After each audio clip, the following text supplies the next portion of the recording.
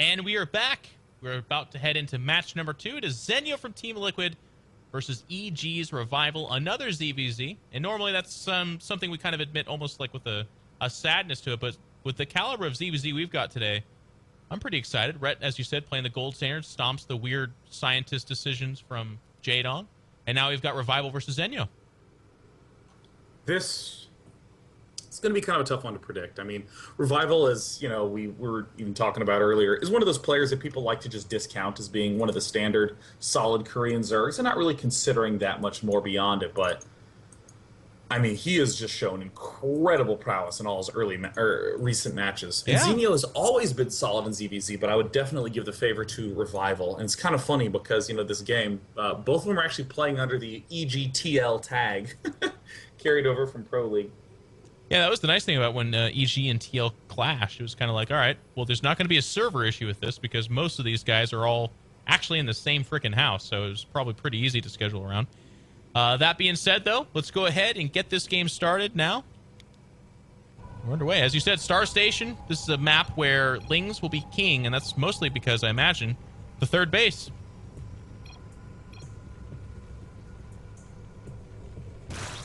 Yeah, everything's so open. There's so freaking many attack angles that, I mean, the Lings on a map like this are well into the mid-game. Going to be the strongest unit that you have at your disposal. And then, of course, the Roaches with speed.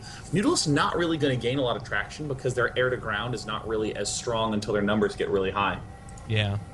And there's a lot of counterattack options here, too, which is nice for any kind of Roach style. You can get into that natural, and you can get at that third quite easily, as opposed to some map where the natural and the third are very close together and easily defended at kind of a junction spot.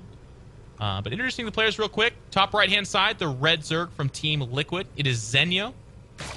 And his opponent today from Team Evil Geniuses. Lower left-hand side, the blue Zerg, EG Revival.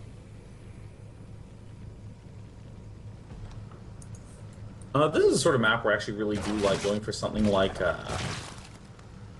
swift Zergling speed, sort of gas before pool sort of upgrade, because it's not just the promise of maybe dealing damage and doing some critical wins early on, but also getting that upgrade out right away, or doing things like getting +1 Carapace for Zerglings to do more of an assault for that mid-game period of time. I mean, it's I can't emphasize enough how good Zerglings are on this map.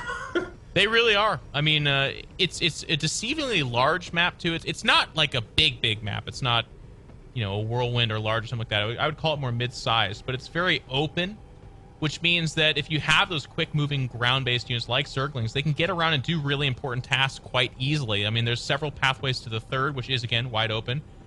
And the natural, it doesn't necessarily have several pathways to it, but instead of a ramp leading up into it, which, again, it can be SimCity down and then Spinecrawler or Queen block, we instead have an open mouth area, which could be SimCity, but it's just a little bit more difficult to do. So we'll have to see where we go with this. I've casted and seen a lot of Zenyo ZVZs, and I can't really tell you this is what he does. He actually experiments and does different styles. That's kind of what makes him so good.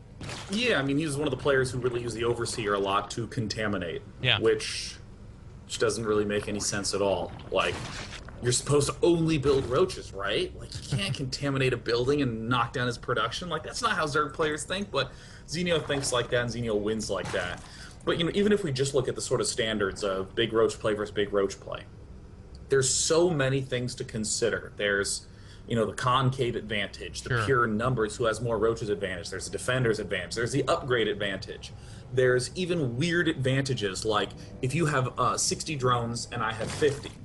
You're going to be stronger in the mid-game because you're going to have more stuff. But once we get maxed, the replenish rate is not as important as the current army size. Right. So smaller drone maxed armies win a lot more often in the late game. So, I mean, if you're behind on drones, you think, well, cool, let's get to late game where I'm going to have a big advantage, which is totally counterintuitive in the other matchups, but absolutely common in this one. I like what you said, and even going beyond that, the composition stuff is really interesting. Like, you had just got done breaking down pure Roach, which is certainly a big element to ZVZ, but it's always interesting to see, like, when a guy says, okay, I'm safe to switch to Hydras, or I'm going to go Infestors first, then follow up with Hydras. Or if it is Mutas versus Roaches, when do the Mutas get dumped off, and instead we start going for, like, a +1 Roach timing attack? I find that kind of stuff really interesting because way back when, Zerg players did that kind of stuff willy-nilly. Like, there wasn't a whole lot of thought going into it, but now this science of scouting with lings, overseer timings, changelings, as you said, speed overlords we'll even see, that has all made it so that Zergs are very calculated about their shifts in between the tech paths. Oh, yeah. Now, this is already an interesting move that we're seeing out of Xenio. I mean, we don't really see this tech path go down very early. And this is where we are going to see a lot of those switches that you talked about. He's going to be playing very, very conservatively. He's getting the Roach Warren first. This is a defensive move. He's not actually going to be building any Roaches right now. It's just to wall himself in. There's a number of timings that if you don't get this Roach Warren up, in other words, if you try to skip the Baneling Nest, you just die. So we're actually going to see Xenio go with a double Evo Chamber wall-off. And Revival is going to do an interesting answer to that. I mean, he spots that this Roach Warren wall-off's going down. And of course, if you know a lot about the ZVZ matchup, as Revival does, he knows, all right, you're going to delay, you're going for the long-term plan. So Revival is going to try to out-long-term him with the earlier third. Yeah, and it gets scouted by that Overlord, but it's also kind of a cool, as you said, or we're kind of talking about, it's a cool form of pressure even. Like, it basically says, okay, yeah, sure, go ahead for your double Evo, kind of heavy Roach style, but you're on the clock. If you don't get out there at exactly that kind of keyhole moment in time, I'm just going to have more stuff. Not only does the hatchery allow him access to better mining, but it also gives him more production. Yeah, and I mean, that's one of those funny things where Xenio's going for a number of timings with the setup. I mean, obviously, we're seeing that there's the speed timing on the Roach Warren that will align with this +1 Carapace timing, but in my eyes, Xenio really kind of needs to get up that +1 Carapace as well. I mean, I don't quite like a pure naked second Evo Chamber. It really is not that invasive to try to throw down that earlier upgrade, but it looks like he is going to say, okay, well, if you're answering with the earlier third hatch, I'll answer with an earlier third hatch and skip the +1 Carapace. You know, it's weird, though. You're right. He is going to skip the +1 Carapace in name of, like, a slightly faster third hatch, but what does this build get, Xenio? Like, this is not an absolute blitzkrieg on the +1 range attack. As you can see, Revival's about 20 seconds behind. Well, about 30, but just within reach. Speed, still, again, a little bit behind is Revival, but not by much. There's that +1 Carapace. So it's like Xenio, I feel, like you said, he did a defensive opening, but I feel like Revival just kind of got the better move out of that defensive opening. Yeah, I mean, we just passed the 9-minute mark, and this is one of these funny things to distinguish pros from non-pros. At 9 minutes, Revival already has 3 bases, a really nice economy layer, Roach speed, and +1 almost finished, but I like the position that Xenio's in. He's going to dance forward, and he's trying to just delay his opponent's upgrades a little bit. Yeah. If Xenio can delay just a pinch with this push, then when he comes in for a second round with this 2-1, that's where his goal to win is. Ling's kind of coming out here trying to body block some of the Roaches of Xenio, and he did come out here and dance. This is kind of that seesaw of ZVZ. He's like, hey, stop making drones. You need to start making units. But unfortunately for him, Xenio's kind of all droned up. Like, his third's fairly saturated, of course. Yeah. Or not Xenio, excuse me, but Revival. Xenio in that time has saturated for himself, and if you look at that units tab, it's 31 blue Roaches versus just 19 red. I mean, Xenio's in trouble. Yeah, so Revival's going to swing back. Revival, again, is trying to keep his opponent's Roach count low, maybe do some economic damage, because if you're Revival, you know that you're going to be behind on upgrades. So while this trade is going on, Xenio is very unlikely to lose. Oh, wait a minute. Where'd that swell of Roaches come from? Revival actually busted through? I mean, he's punishing Xenio for getting a little bit greedy with his opening and not focusing as hard on economy, but Xenio is maintaining a very, very nice concave despite everything that's going on. Looks like Revival's not going to try to pick off any Evo Chambers. It's just going to be pure Roach macro versus pure Roach macro, but Revival has broken into the natural. He's broken in the national. He's picked off 2 queens, Sean, which allows him to jump up in production as well. You can see a 20 supply advantage going on for Revival right now, and he is picking off a few drones on top of this. But I feel like the queen damage is going to be felt. You can see that these hatcheries are absent of any injects, and right now, Revival's saying, wait a second, with the amount of damage I did, do I just kind of keep attacking and just win this game?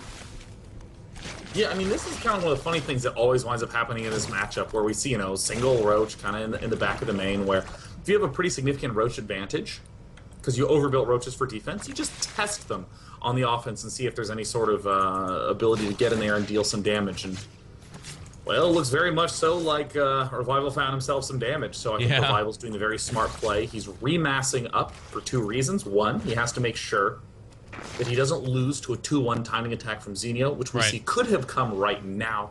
Xenio wasn't battered down. And then when Revival's 2-1 finishes for himself, then he can swing back for a second push.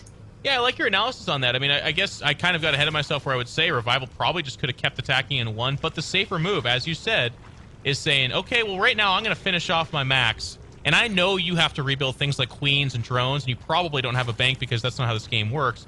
So while you're just trying to survive, I'm going to finish off my army and come back at you, and that's what we see here.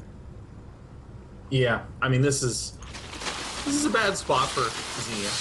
He does have that comfort of knowing that his 2-1 is done. And look at Revival getting there the second his 2-1 finishes. And it looks like we're having 33 versus 50. I mean, I think Revival is a very simple 1-2 punch in this position. Yeah, he's just pushing onward. You can look at that mini-map and see a string of blue roaches, and there is the GG from Xenu. He taps out. Revival ties things up for Evil Geniuses in our second ZVZ. Kind of a... If game number 1 was interesting and weird from Jaedong, this was about as basic and straight up as it gets. Yeah, it's one of those classic by-the-book scenarios where you see how, one great decision, snatching up that early third as an answer, puts Revival significantly ahead. Xenu was not able to pay off with the faster and slightly earlier upgrades. Revival with the better move, as Sean said, with that third.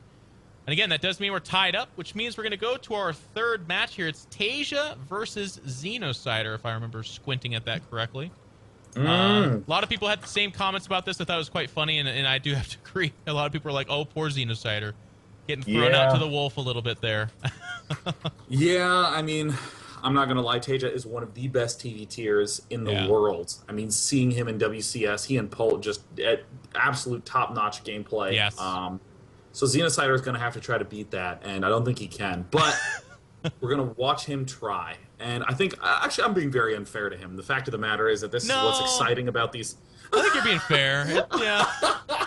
We love Xenocider. He's a great up-and-coming talent, but Tasia's Tasia, man. Like, well, what is very exciting is that in these sort of team leagues, this is the opportunity for players like Xenocider to get a chance to play against Tasia. He doesn't have to go deep in an MLG. Sure. He doesn't have to go deep in some huge open bracket where there's a high chance of being eliminated. He gets to play against one of the best players in the world in just a single match, maybe mark a win down for his team, but even in the worst case scenario, TeamLiquid's best Terran, and probably TeamLiquid's best player with Hero, is not going to be able to take out another one of Evil Genius's top players.